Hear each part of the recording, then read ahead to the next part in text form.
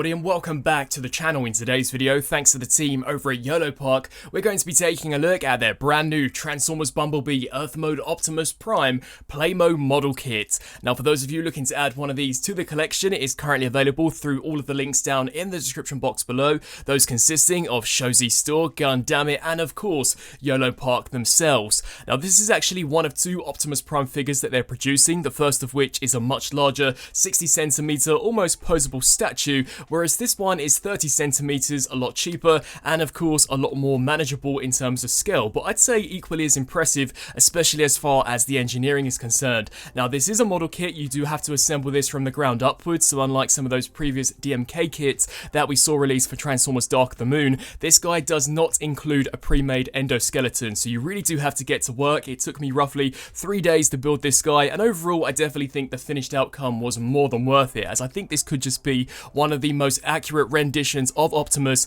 as he appeared in the Transformers Bumblebee movie. Now, first of all, we're going to be discussing the detail, then we'll jump into an overview of the articulation, and then I'll actually remove some of the components so that we can truly appreciate the mechanics that have gone into the arms, the torso, as well as the legs. So starting off firstly, here we have Optimus Prime's head sculpt, and overall this in itself just looks remarkable. The cybernetic detail that we've got for the mouthpiece perfectly captures what we saw on Cybertron. You can see the detailing as we take a look here for the side of the head is also on point. You wouldn't believe me, but I would say there's roughly 40 individual segments that is packed into this head sculpt alone, and it took me a whole night to actually build this, so suffice to say they really did go above and beyond in truly capturing this guy's appearance from the B movie. And as we even take a look here at the back of the head, you can just see the detailing is next level. It looks extraordinary from almost every single angle. Now, as we take a look at the collar section of Prime, this too is also equally as detailed. Surprisingly, there are some additional flaps of which you can hinge up,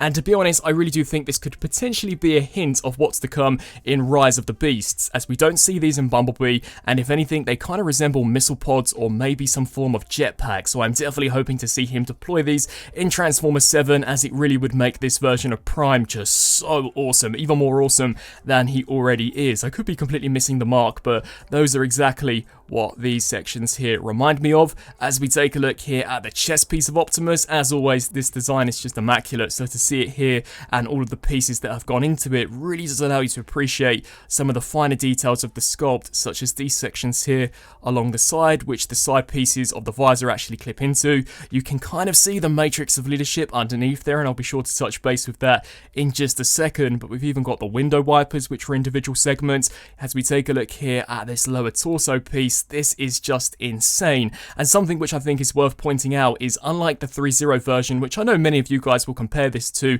that has a lot of surface area, whereas with this guy, everything that you're seeing that is a different color is in fact an individual segment. So whereas for 3.0 they would create one whole entire piece and then paint it to resemble what you would see in the movie, this guy has individual pieces. So for example, here for the side of the arm, the metallic silver pieces are completely different. All of the grey pieces are individual when in comparison here to the red section. So there really is so many different components that have been packed into this guy. As we just spin our attention here to the back, you can see that the spine is made up of way over 100 different pieces. There is so much that goes into this. The tubing, these cylindrical pieces here along the side, that massive silver section, and not to forget the actual spinal column itself. Overall, I just think it looks insane. Even as we take a look here at the inside of these shoulder sections, I think these two have also been detailed immaculately. You can see all of the various different pistons, mechanical components, tubing, everything that has gone into this guy is just remarkable. And as we take a look at the inside of the forearm, it really does just allow you to appreciate some of the sharper details of the design that perhaps would have gone missed on pretty much any other version of this figure. I really do think they've done such an insane job. You can see the detailing for the fingers also is remarkable. These are individually articulated, and I'll showcase that in just a second. But even the sculpt work of the tiny little notches on the tip of the fingers I thought was a great attention to detail.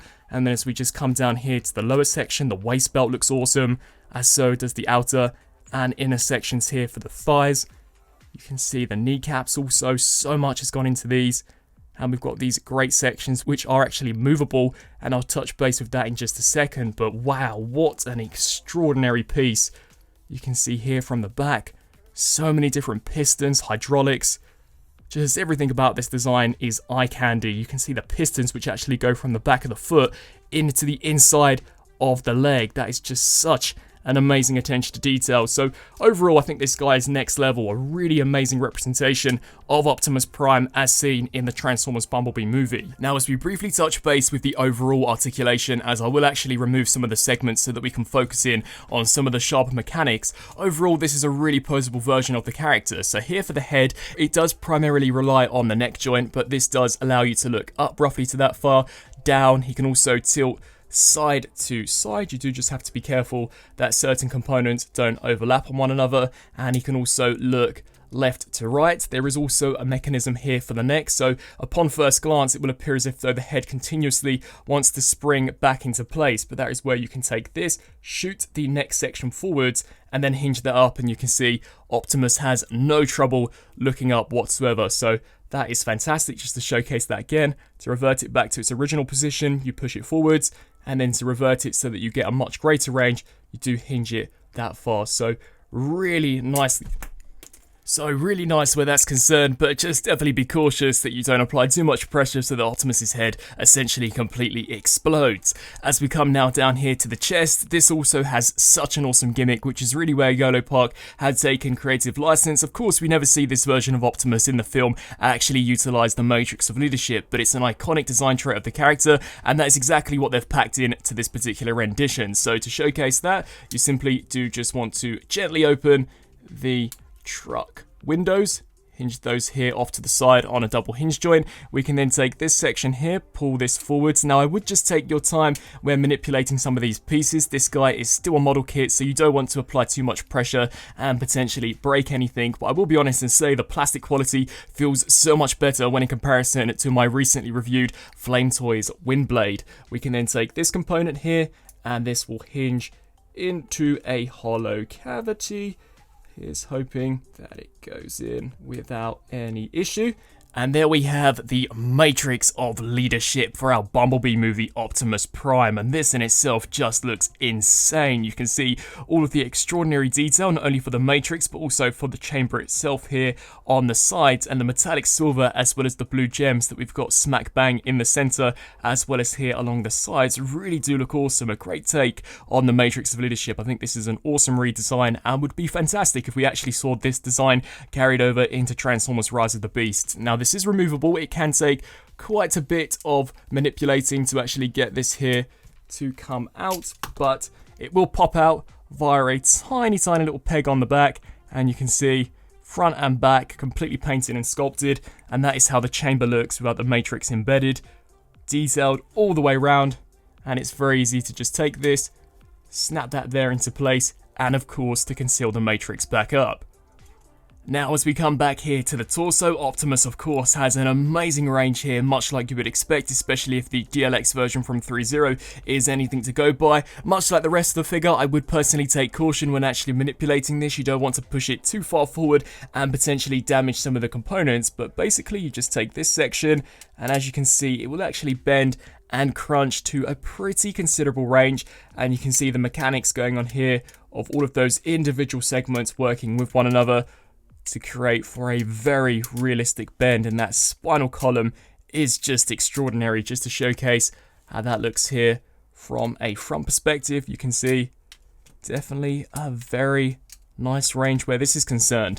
We do get some butterfly joints at the shoulders, so these can hinge forwards and backwards. The shoulders themselves are also on hinge joints, so they will go out to the sides to allow for the main shoulder itself to hinge roughly to 90. You could probably get a slightly better range, but personally I don't actually want to risk damaging the figure. The smokestack is on a ball joint as well as an extendable hinge joint, so this too does also get out of the way depending on your preference of pose. And then here at the bicep, this can rotate the full 360, and the elbows also have an amazing mechanism. So for this, you're going to want to lift this silver piece forwards, and as we just crunch all of this in, you can see there are various different components which will overlap and just literally come out of nowhere to create for such an extraordinary look. I'll be sure to take this off in just a second so that we can really appreciate what is going on as far as the internal mechanics are concerned. And then here for the waist, we do get a swivel which can rock side to side, as well as also hinge in and out. The skirt pieces are primarily on ball joints, so these can hinge out the way. This one's on a hinge joint and a ball joint, so we can just lift this there and take this butt flap and hinge this down. And then as far as the leg range is concerned, we can actually drop these sections down utilizing this drop down hinge joint, and there is an extendable joint that is actually embedded within the thigh, so that we can bring this here all the way out, which does reveal some amazing internal detail, which allows Optimus to have an amazing range where that kick is concerned. So that in itself is just absolutely fantastic, an amazing design, and really does allow you to get this guy into many dynamic poses. As we take this section here of the knee, we can shift this forwards, which will actually bring the thigh plate with it, and then all of this will compress to allow for way past 90, which also is amazing. And if we take this section, you can actually shoot this here up, and you can see how the grates or the vents here in the shins will hinge upwards. And then once you straighten this here out, you can see that the mechanism will actually push those closed, which I thought was just so nicely done. And then finally coming down here to the feet, these can pivot forwards, they can pivot backwards, they can also rock side to side as well as rotate left to right. And just to showcase the functionality of these from a back perspective, you can see how those pistons actually work with one another, which I just thought was extraordinary. And despite this being all connected, it really doesn't limit the range of motion out of this whatsoever. The wheels can also spin, and I'm pretty certain there are smaller pieces on this guy which are also able to be rotated. But overall, just as a standalone Optimus figure with everything completely in one piece, I think he has a fantastic range. And then as we come here to the hands, finally, these are also on extendable joints, so we can pull these sections forwards, which are on ball joints. They also have an additional hinge joint, and each and every one of the fingers is individually articulated, so a ball joint here for the thumb, a individual segment for the middle, as well as for the tip, and we also do get ball joints on every other finger, as well as 3 individual points. So overall, just an amazing figure. So many pieces on this guy move, such as these components. These sections here also move. I believe there's some sections here which also are able to be moved in and out, just like this. So definitely super cool. Now what we'll do is we'll take the arms, we'll take the torso apart as well as the legs, so that I can truly showcase some of the internal mechanics. So firstly, we'll take a close-up look of the bust of Optimus Prime, just so we can truly appreciate some of the internal mechanics that go on in regards to the spinal column. I also wanted to touch base here with the die-cast components that we've got for the shoulders, as well as for this section, which will actually peg into the skirt piece. At least from my own personal experience, this is something that I am yet to see implemented on any other model kits. So I thought that was definitely a really nice touch. But as we just come around here to the back, just so I can showcase what is going on, you can see all of these segments here which move together in order to get a pretty deep bend. Now, you will actually be tempted to glue some components on, especially when assembling. I know that I was, but I would completely recommend against that, as everything here is designed to flex and move ever so slightly out of the way to create this range of motion. So definitely don't glue anything in regards to this back piece.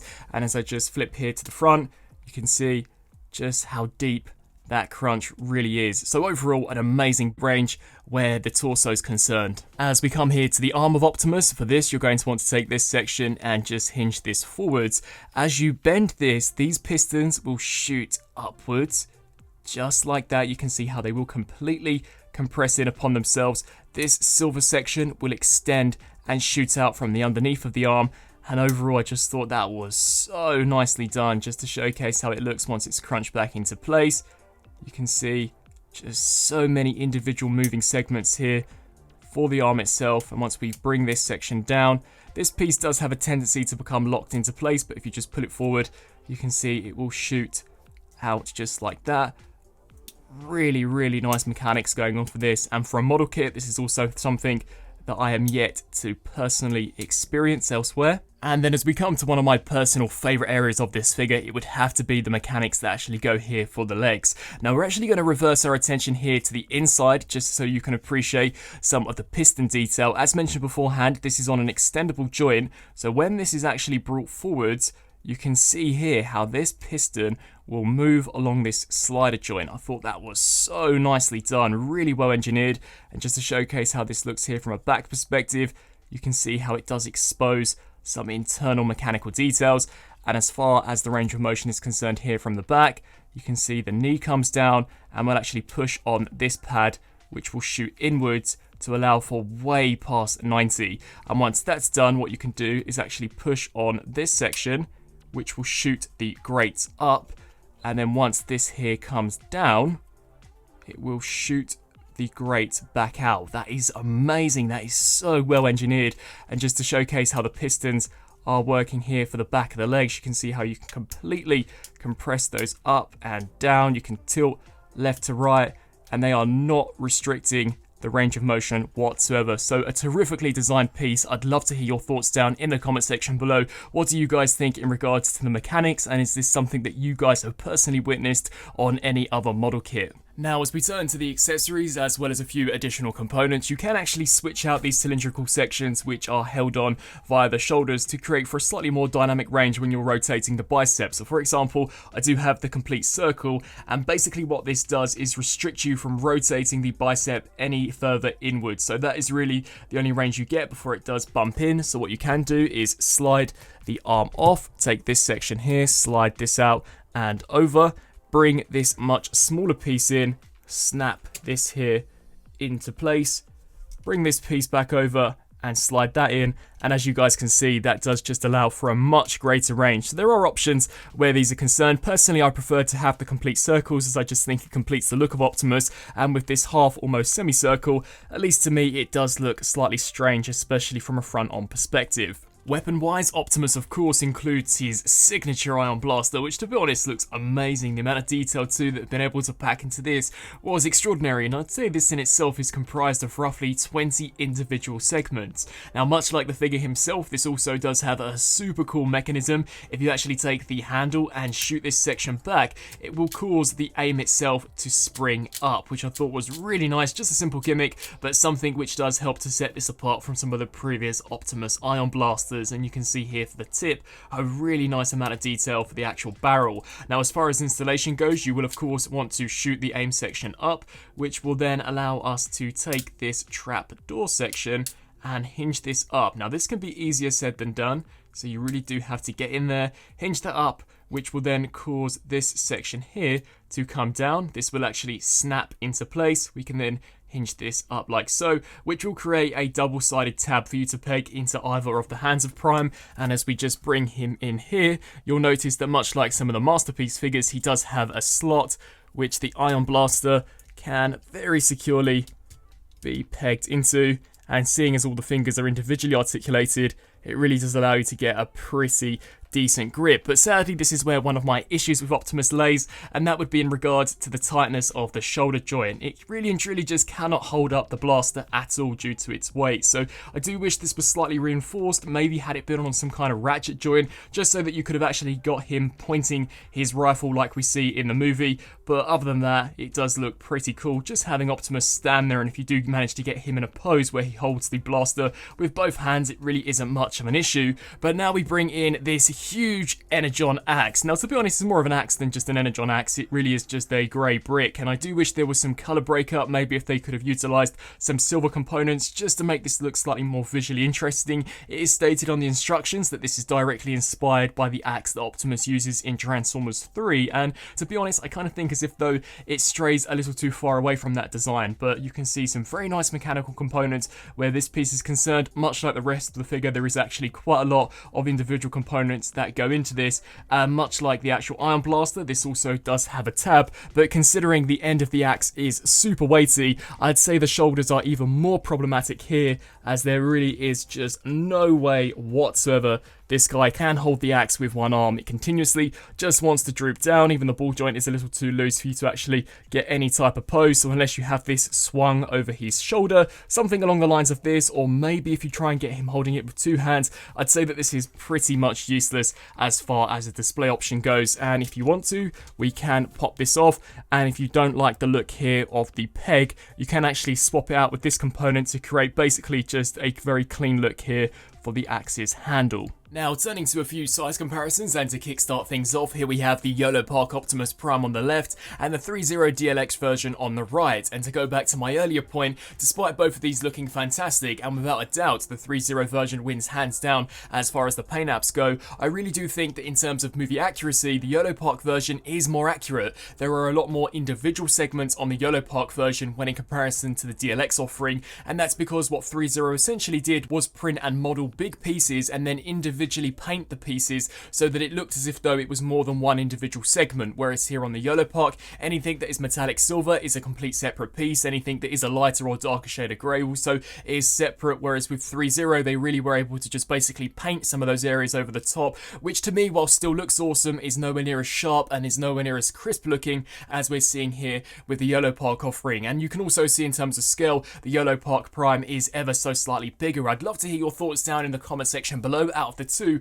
which do you guys think is more movie accurate, the Yolopark model kit Optimus or the 3.0 DLX offering? And here is the DLX 3.0 Bumblebee, and I actually think scale-wise, these guys pair a little nicer when in comparison to the DLX Optimus. Considering this Yolopark Prime is just ever so slightly bigger, at least to me it really does match those final closing scenes that we saw from Transformers Bumblebee, where Optimus and Bumblebee do reunite in the forest, of course, to welcome the newly arriving Autobots. And so, some final thoughts for the Yolopark Transformers Bumblebee Earth Mode Optimus Prime PlAMO model kit. Overall, I think this is an amazingly engineered piece. The fact that it comes to you in hundreds and hundreds of pieces, yet when it's fully formed, is even more articulated and, dare I say, more accurate when in comparison to the likes of the completed figure, such as the DLX 3.0 Optimus Prime, truly is mind-blowing. I wasn't expecting this guy to be more movie accurate when in comparison to that DLX offering, but actually getting him in hand, everything just stands out a lot better, considering that all of the pieces are individually sculpted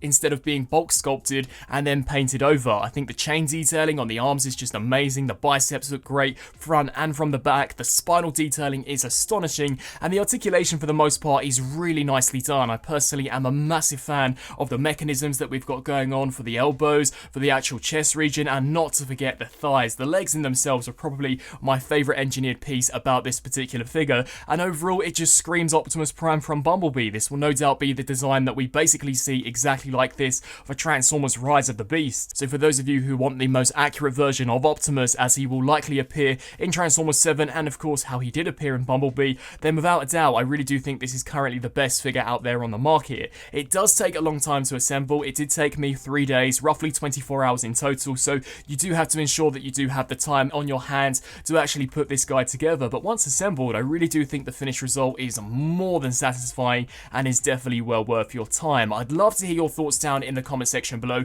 What do you guys think of this Yolopark Optimus Prime? Is it a figure that you guys plan on adding to your collection? Of course, it's not without its flaws. I would have loved to have seen the shoulders to be reinforced. Maybe had they implemented some die-cast into the base of the foot just so that he's a little more well balanced when in some of those slightly more dynamic poses. But as it stands, a really nice version of the character, poses amazingly, looks amazing whilst doing the poses, and will no doubt be such a fun build for those of you who are a fan of the likes of Gundams and just model kits in general. As mentioned previously, he is available via all of the links down in the description box below, so definitely be sure to check those out if you wish to add one to your collection, and I'd love to hear your thoughts down in the comment section below. I thank you all so much for watching, and until my next video, I'll see you then.